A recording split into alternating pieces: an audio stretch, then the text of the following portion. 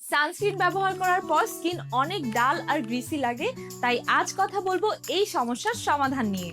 সাধারণত এই সমস্যাগুলো অয়েলি এবং কম্বিনেশন স্কিনে বেশি হয়ে থাকে, তাই সানস্ক্রিন বাছাই করার সময় জেল বেস বা ম্যাট ফিনিশ সানস্ক্রিন নেয়ার চেষ্টা করবেন। যেমন Missha all round safe block aqua sun gel, অথবা Isntree hyaluronic acid watery sun gel, অথবা Lakme sun expert SPF 50+ PA++ super matte lotion sunscreen, the Dermaco super matte sunscreen gel SPF 60 PA+++। 2 আঙ্গুল পরিমাণ মানেই বেশি করে মুখে ঘন লাগাতে হবে না, প্রয়োজন মতো ধীরে ধীরে ভালোভাবে সানস্ক্রিনের সাথে মিশিয়ে নিতে হবে। এরপর একটি লাইটওয়েট লুজ পাউডার দিয়ে সেট করে নিতে হবে, যেন সুন্দর একটি ম্যাট লুক দেয় এবং অক্সিডাইজার না হয়।